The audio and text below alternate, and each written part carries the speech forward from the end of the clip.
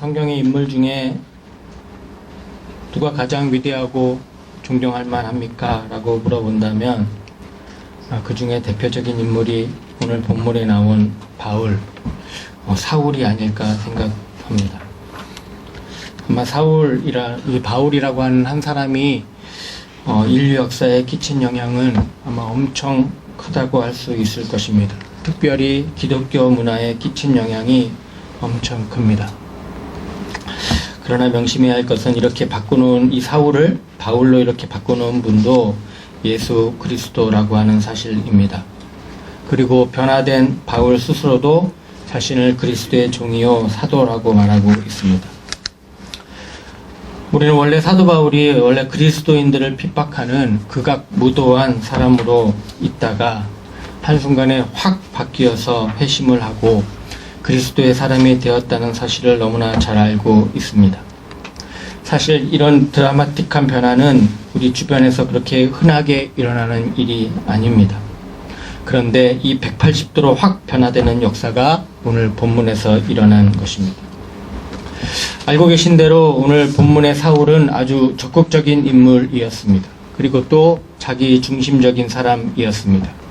아마 모르긴 해도 대부분의 사람들이 처음에는 거의 다 자기 중심적으로 인생을 출발하지 않을까 생각합니다. 사울도 그랬습니다. 특히 사울의 청년 시절을 보면 그는 세상에서 정말 출세하고 입신하기에 아주 좋은 배경을 가지고 태어났습니다. 먼저 환경이 그는 좋은 곳에서 태어났습니다. 성경에 보면 사울의 고향이 길리기아 다소라고 하는 곳에서 태어났습니다. 당시 다소는 길리기아의 수도로서 동서양의 문물이 합류되는 지점이었기 때문에 굉장히 화려하고 큰 도시, 번화한 도시였습니다. 때문에 사울은 어려서부터 체계적으로 발전된 노마 문명의 영향을 듬뿍 받으면서 자랐고 자연스럽게 세계적인 안목을 가지고 자라날 수 있었습니다. 거기다 사울은 문명의 영향도 받고 자랐습니다. 당시 문화의 중심은 헬라 문화였습니다.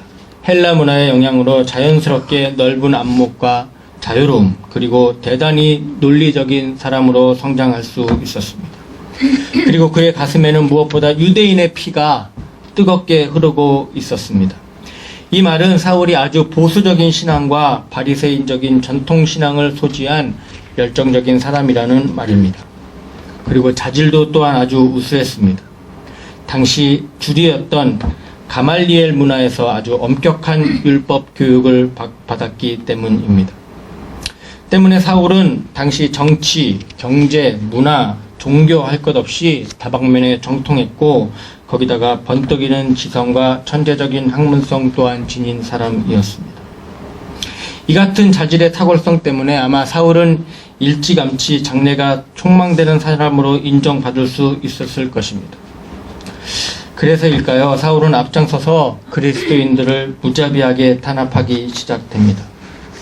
그 그리스도인들을 박해하는 것이 자신이 출세하고 입신하는 데 큰 도움이 되었는지는 모르지만 그런 자신의 행동에 대해서 대단히 만족한 것은 분명해 보입니다. 사도행전 8장 1절에 사울이 스데반의 죽임당함을 마땅히 여겼다 기록하고 있기 때문입니다. 사실 스데반의 죽음 전에도 핍박은 그 전부터 계속 있었습니다. 그러나 그 핍박의 강도가 점점 강해지는 것을 보게 됩니다. 처음에는 사도들이 백성들에게 말하자 죽은 자 가운데서 부활하는 도를 전하는 것을 싫어하게 됩니다. 그래서 저희를 가두게 됩니다. 그 가둠에도 불구하고 믿는 자가 5천까지 되고 이에 공회 앞에서 베드로와 요한이 성령이 충만하여 백성들에게 선포하게 됩니다. 사람들은 그들이 학문이 전혀 없던 자들로 여겼는데 그들의 가르침과 그에 따른 표적으로 인해 그들도 부인할 수 없게 됩니다. 그러자 그들을 경계하여 예수의 이름으로 말하지 말라, 가르치지도 말라 그렇게 위협하고 경고하고 풀어줍니다. 그럼에도 베드로와 요한은 그 유업에 굴하지 않습니다. 처음에 비교적 관대한 태도를 보였던 그들의 예상과는 달리 복음이 빠르게 전파되고 사도들의 손에 의해서 기적과 표적이 많이 되자 사도들을 다시 잡아 가두고 채찍질하기 시작합니다. 그리고 다시금 예수의 이름으로 말하는 것을 금하고 풀어주게 됩니다. 그럼에도 불구하고 저희가 성전에 있든지 집에 있든지 예수가 그리스도라는 사실을 가르치기를 쉬지 않습니다. 믿는 수가 더 많아지고 사도들이 말씀 전하는 일에 전무하기 위해 7 집사를 뽑게 되고 하나님의 말씀이 더 왕성하여집니다. 특히 그 7 집사 중에 스데반이라고 하는 이 사람이 성령이 충만하여 구약을 관통하며 그들에게 찔림을 주자 마침내 돌을 들어 스데반을 죽음에 이르게 합니다. 처음에는 경고했던 것이 그 다음에는 책짓질로 그리고 마침내 돌을 들어 쳐 죽이는 상황까지 이른 것입니다. 그런데 바로 이 스데반을 죽이는 일에 앞장선 사람이 사울이라고 할 수 있습니다. 스데반이 돌에 맞아 죽임을 맞이할 때에 증인들이 옷을 벗어서 사울의 발 앞에 놓았습니다.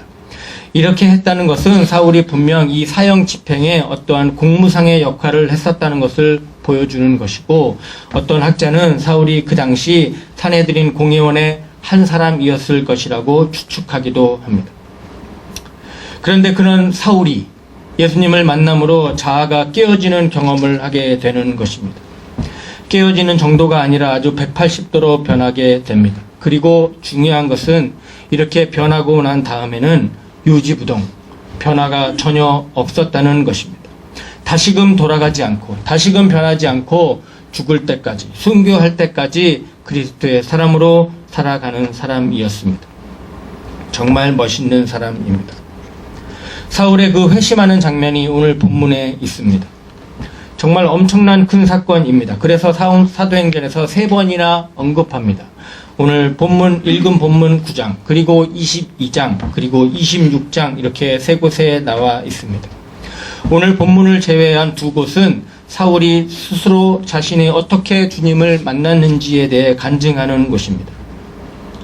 제가 여러분에게 말씀하고 싶은 것은 이 사울의 회심, 이 사울을 하나님께서 부르셨다라고 하는 것에 대하여 우리가 조심해야 할 것이 있다는 것입니다. 그것은 오늘날 우리가 복음을 전하고 복음을 접하고 회심한 사람들에게도 마찬가지입니다. 첫 번째는 사도 바울이 변화되어 그리스도의 종이 되었다고 하는 것은 땅끝까지 복음을 전하라 하신 주님의 명령, 그 소명 안에서 이루어졌다고 하는 것입니다. 사도행전 1장 8절에 오직 성령이 너에게 임하시면 너희가 권능을 받고 예루살렘과 온 유대와 사마리아와 땅끝까지 이르러 내 증인이 되리라 하시니라 말씀하셨습니다.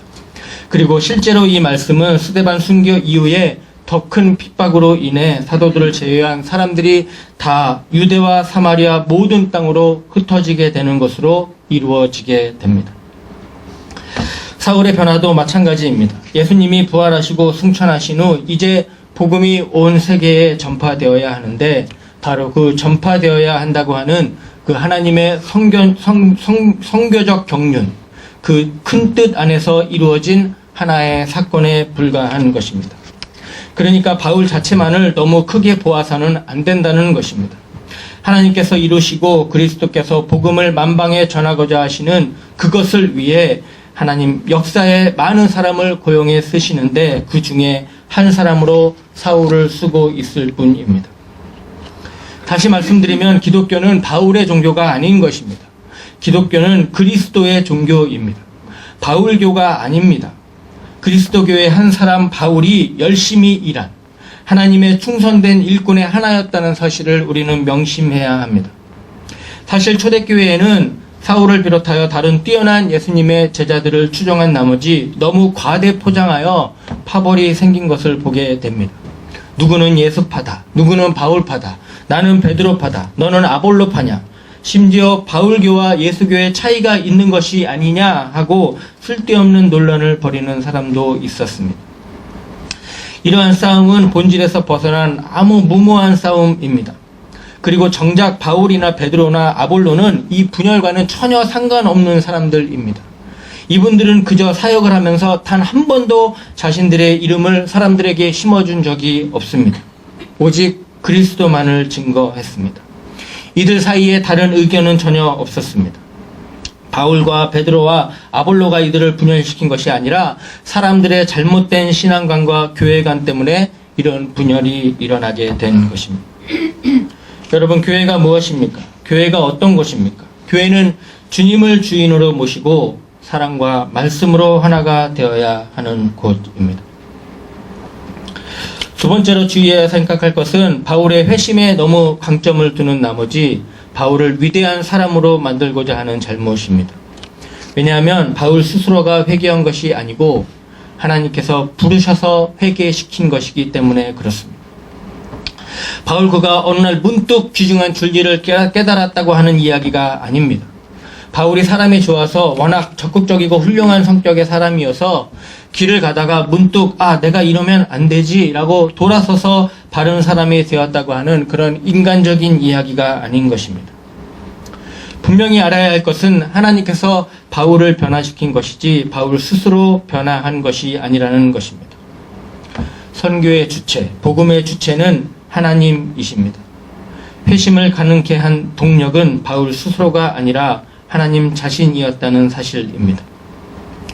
하나님께서 친히 자신의 큰 뜻을 위하여 사울이라고 하는 사람을 특별히 고용하신 것입니다. 그리고 이방인의 선교를 위해 그 사역을 그에게 맡기신 것입니다.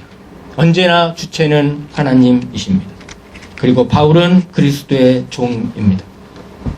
바울은 그 사실을 너무나 잘 알고 있었고 늘 상기하고 있었습니다. 때문에 언제나 그의 편지 가운데에 스스로 나는 예수 그리스도의 종임을 내세우고 있는 것입니다.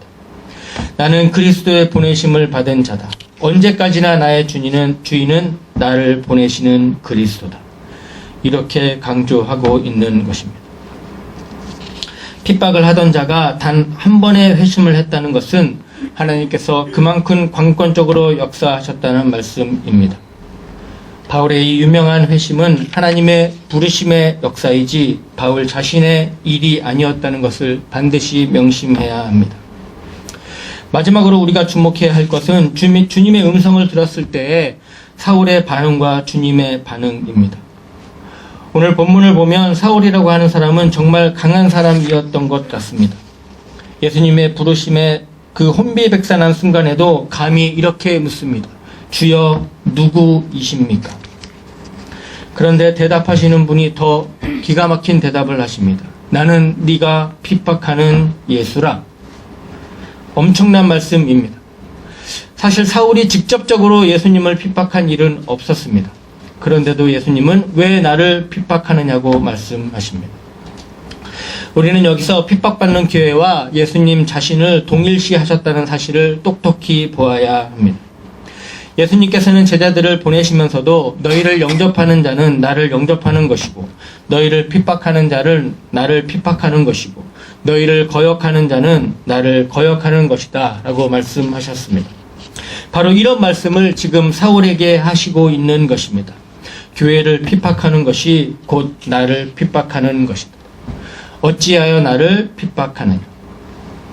사울은 이 말씀에 무릎을 꿇습니다. 그리고 오늘 본문에는 나와 있지 않지만 사도행전 22장 10절에 보면 이렇게 얘기합니다. 난 네가 핍박하는 예수다 라고 하는 음성을 듣고 사도 바울이 이렇게 말합니다. 주여 내가 무엇을 하리이까? 주님 핍박하는 일이 잘못된 것이라면 앞으로 내가 주님을 이해해야 할 일이 무엇입니까? 라고 질문을 하고 있는 것입니다. 그 질문에 주님께 사울이 먼저 해야 할 일을 알려주십니다. 너는 일어나 성으로 들어가라. 행할 것을 내게 이를 자가 있느니라. 다른 말이 없습니다. 그뿐입니다. 이 정도의 엄청난 사건이면 바로 예수님께서 너 이거 해라 라고 하는 엄청난 사명을 주실 것 같은데 그렇지 않습니다. 오히려 사흘 동안 보지 못하고 식음을 전폐합니다. 주님은 결코 서두르지 않습니다. 이 말씀을 통해서 우리에게도 동일한 말씀을 주십니다. 먼저 일어나는 것입니다. 6절에 일어나라 라고 하는 말씀은 스스로 일어나 서라는 말씀입니다. 같은 회심 내용이 기록되어 있는 사도행전 26장 16절에는 일어나 내 발로 서라 라고 말씀하고 있습니다. 우리는 스스로 일어나 서는 것을 우리는 자립이라고 합니다. 즉 자립할 수 있는 믿음을 가지라는 말씀입니다. 일어나 성으로 들어가라 말씀합니다. 여기서 말하는 성은 다메섹 성입니다. 대제사장의 공문을 가지고 살기 등등하게 들어가려 했던 성입니다. 예수를 믿는 자들을 사로잡으러 가던 성입니다. 그러나 그 모습과는 너무나 다르게 스스로 걷지도 못하고 보지도 못하고 사람들의 손에 끌려 다메섹 성 안으로 들어갑니다. 초라한 모습입니다. 그간의 기세를 전혀 찾아볼 수 없는, 그 시대의 최고의 스타로서는 도무지 생각지도 못한 모습입니다. 앞을 볼 수도 없고 남의 도움 없이는 걸을 수도 없는 모습입니다. 정말 작은 자의 모습, 주님 앞에 선 사울의 모습입니다. 우리는 어떻습니까? 우리는 스스로 서 있습니까? 혹시 우리도 멈춰 있는 것은 아닙니까? 하나님 앞에 머뭇거리고 있는 것은 아닙니까? 우리가 오늘도 하나님께서 주시는 힘으로 일어나야 할 것입니다. 누군가에게 의지하여 누군가의 이끌린 믿음이 아니라 우리 스스로의 믿음을 가지고 하나님과 나 사이에 굳고한 믿음으로 일어서야 할 것입니다. 두 번째는 계속해서 겸손하게 말씀을 들어야 하는 것입니다. 주님이 사울에게 다메섹 성으로 들어가라 하심은 그곳에 주님이 예비하신 사람이 있기 때문이었습니다. 사울이 해야 할 일을 일러줄 사람이 거기에 있다고 말씀하십니다. 본문 10절에서 12절 말씀입니다. 그때 다메섹에 아나니아라고 하는 제자가 있더니 주께서 환상 중에 불러 가라사대 아나니아야 하시거늘 대답하되 주여 내가 여기 있나이다 하니 주께서 가라사대 일어나 집가라고 하는 거리로 가서 유다 집에서 5사람 사울이라 하는 자를 찾으라. 저가 기도하는 중이다. 저가 아나니아라 하는 사람이 들어와서 자기에게 안수하여 다시 보게 하는 것을 보았느니라. 주님은 아나니아라고 하는 사람에게 바울이 내 이름을 전하기 위한 나의 택한 그릇이다 라고 말씀하십니다. 이제 온전히 주님께 사로잡힌 사람이 된 것입니다. 사울은 비록 모든 학문에 뛰어난 자였지만 그 누구보다 많은 것을 알고 똑똑한 사람이었지만 그에게도 역시 하나님의 말씀을 전해줄 누군가가 있었다는 것입니다.